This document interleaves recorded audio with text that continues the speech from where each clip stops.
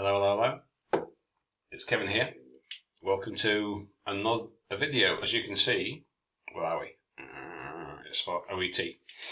So, if you're on YouTube, I've got my Telegram group, OET Right Now, which is the name implies is about OET writing.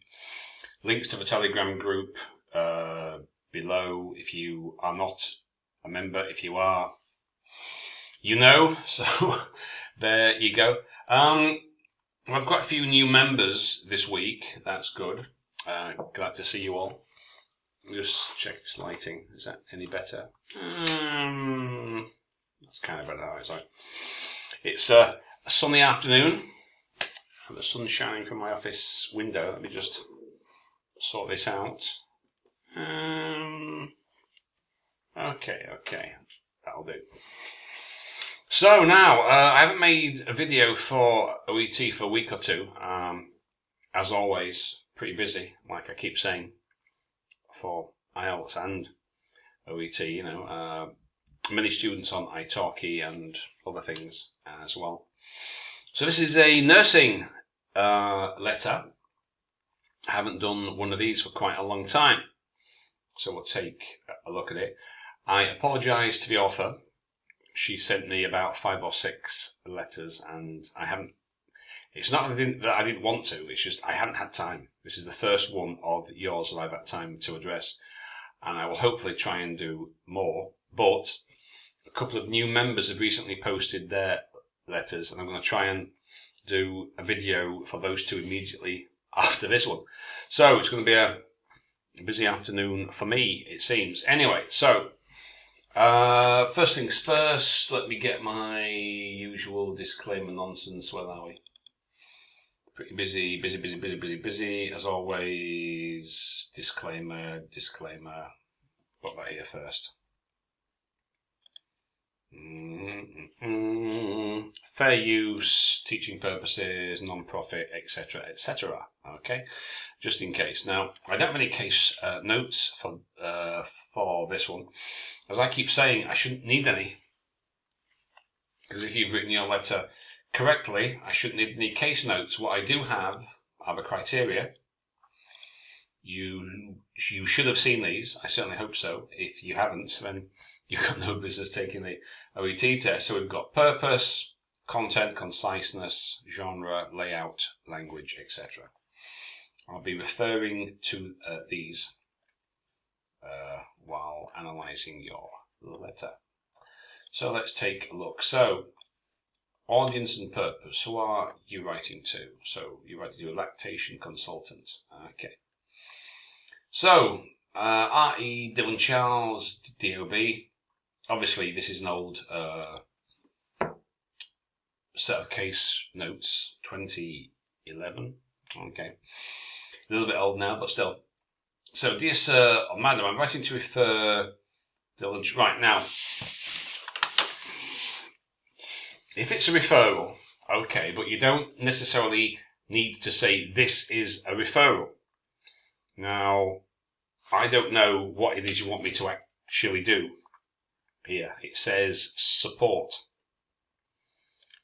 Okay, but that doesn't really tell me a great deal. Now, the reason I mention this is because, as it says here, purpose must be immediately apparent. Right? Immediate. So I shouldn't have to be thinking, well, what is it you actually want here? What do you want me to do? It should be crystal clear. Look. Helps the reader to get a quick and precise sense of what is asked. So you're writing to refer this baby, this patient, for what exactly? Support? What does that mean? So, as it says, due to time constraints, understand the purpose, quickly, efficiently. What do you want me to do? Why am I reading this letter? So that's the first thing we've got to get that purpose. Now, usually you restate the purpose before the closing. So if we scroll down, greatly appreciated, check the formula feeds, follow-up check. Greatly appreciated if you could provide assistance for Dylan's lactation issue. Okay. So, writing to refer Dylan Charles was mild constipation, dehydration due to lactation problem. Now, should it be countable? Problems in general, or is it a lactation problem? Well, usually if it's an abstract, you would make it a plural. Problems. The baby and his mother, Sylvia, requires your support for ongoing difficulties. Okay, you could do it like that. Or you could do, this amendment I'm writing to request your assessment and monitoring of Dylan Charles, whose symptoms are blah, blah, blah. You could do it in that way, if you wished. Again, I don't have the case notes, so I don't know how it was worded, but you could do something such as that. Anyway, we'll leave that. So, was on breastfeeding, was on, or was simply breastfeeding for the first 3 weeks. Because of his medical, well, you'd have to say because, or due to, is better. Due to his mother's medical condition. Now, what condition was that? So, immediately, the reader is asking questions, and that's not something you want the reader to be doing. What condition? What are you talking about? Condition. She's got some condition. There's some difficulties. Some condition. The reader, according to OET, not my personal view, right, wants to find out what is going on as quickly as possible, right? Purpose. Immediately identifiable. No need to search for it. What is it? What do you want me to do? Okay. Necessary information. What do I need? Okay. What do I need to do my job? And then organization and layout. This is also how you structure the information. So purpose, I want you to do this because of these circumstances, right? So, as I said, if you think about it, the reader will not have a set of case notes to compare this to. Oh, that's what it means, that's what she's talking about. They don't have that, they just have this letter. This is the initial point of contact, right? So therefore, if the reader, examiner, recipient, me, has to start scratching their head and saying, what condition? Who? How? When? What? Why? It's not done its job. It's not a secret, is it? It's not a trick. If we've got to ask questions, it's not as clear as it should be. And the criteria says we want it clear. So, Dylan was breastfeeding first weeks after birth. However, due to his mother's medical condition, his feeding was changed to milk formula. Now, this next bit. As advised. So, Sylvia's mother-in-law. So, advised? So what? We're supposed to take her advice as granted? Or so Sylvia's mother-in-law told her mother to add extra powder? And the use of tenses. Okay, so was breastfeeding, was changed, as advised by. An extra feed is added, don't you mean was, or has been? So it's either was added or has been added, and that's how, connecting past and present, he's been fed ever since. But is, we can't use the present tense. So again, head scratching, what is going on? So, Sylvia wishes to continue breastfeeding. She's worried that baby's not getting enough nutritional support. So, an extra, so it's either was added or has been added, because presumably this is in the past, yeah? Now, we need some dates, right? So, date of birth, 4th, and it's supposed to be January the 15th. Okay. So, breastfeeding, first 3 weeks, so that's still December. Okay. So December 4th, first 3 weeks, towards the end of December. Okay. So it's January the 15th now. So it's been over 2 weeks then, since the feeding was changed to formula feeding. Okay, so it's been over 2 weeks now. Okay, so today on examination, slightly lethargic, it was noted that. It was noted that. Why would you note that? So his urine. So today on examination, slightly lethargic. Now, I know it's happened on the same day, but you're writing this letter later in the day. Unless the patient is sitting right in front of you while you're writing this letter, it's past tense. Was lethargic today, earlier, maybe he is now, maybe not. So some things, like a condition, was, because maybe he's not lethargic now. Maybe he's active and doing what babies do. I don't know, but if it's a condition, like blood pressure, all these kind of things which can go up and down, it's probably best not to use present tense, use the past tense. At that time, when I examined him, he was, maybe he is now, maybe not. So today on the examination, Dylan was slightly lethargic. Get rid of that. Was slightly lethargic, and his weight is 40 grams. That's probably not changed. He has a dark urine, so he doesn't have, his urine is dark. Not the same thing. So, there on examination, Dylan was slightly lethargic with a weight of 100 grams.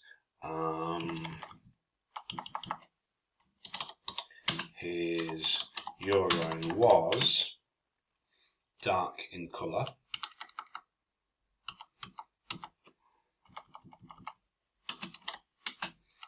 And if you're doing UK English, okay, his urine was dark in colour. He had, or has had, present perfect, period dose of about 24 hours, and passed a stool once every, so has been passing every 3 days. So is it like a continuous thing, or passed stool every 3 days? So he has. So use of tenses, right? The simple past, present perfect, continuous, etc. Very important to establish the timeline of what exactly is going on here. Okay, so on examination earlier, he was lethargic with a weight of, and that's not changed. His urine at that time was dark. He has had present perfect connecting past and present period down to 24 hours. And now, has been passing a stool once every 3 days. So every 3 days he has been passing or passed a stool once every 3 days, because passed stool, is that once, is that process? So to be clear, we've got to get these tenses right. Apart from this, additionally, aside, he became unsettled during, right.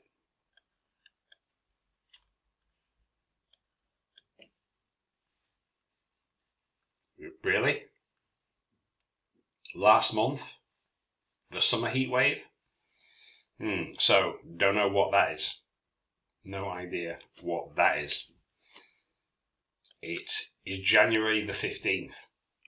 So, clearly above it, my sister Dylan's lactation issue. What lactation issue? So,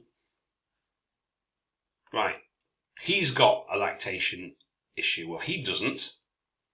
He's not lactating, is he? Surely his mother is the one who's not lactating, her condition. But what is that? Why isn't she lactating? So this is not clear. Again, if I've got to be scratching, I don't know what is going on here. So it's got constipation, dehydration, due to lactation issues, or kind of problems. Okay, but he's not right. I'm not a doctor, but as far as I understand it, lactation milk comes out of a female breast, or so I've been told. I've no direct experience of this, but this is what I've been reliably informed. So he's got constipation, dehydration, due to his mother's lactation issues. So it's not his. Okay, so that's not very clear there. And then you've got the summer heat wave, but you wrote this in January. So what does that mean? He's not even old enough to have been alive in summer. It says here, DOB, 4th of December, you're writing this in January. So that's a nonsense. Versus for Dylan's lactation issue. How does Dylan have a lactation issue? Can't you, but the fun's going to be prepared if the baby needs breastfeeding, then we'll find out. Must continue, please advise them to increase it a while when the approach to the basis has been programmed. Why is it kindly? Now, right. How can you kindly check? Can you unkindly check? Because you need to be careful here. Kindly check. I would appreciate it if you could. That's better, not kindly. Are you asking me to be kindly? Are you kindly asking me? So don't use it. As opposed to what? Unkindly check? Let me check your formula. That's a bit unkind. Oh, please, may I check your formula? Is that a kindly check? Or are you kindly asking me? Would you kindly? I'm kindly asking you. So, best not use it. Just say, I would appreciate. Or simply check. Folks, kindly no. Okay, phone goes to contact me. So, there's a few things here that don't make sense. We've got some tense issues, some word order issues, and so some of this, like I say, doesn't make sense. So, this particular letter, I'm afraid to say, will do particularly well. I'm not going to give precise scoring because I haven't the time or the patience, but you can probably, I don't think this will be a pass. That's all I will say for now because of these reasons. So, hope that helps. I don't want to be too overly harsh. I don't want to be too critical, but examiner, reader, they're going to be harsher than I. So, keep that in mind. Right, hope that helps. On to the next video.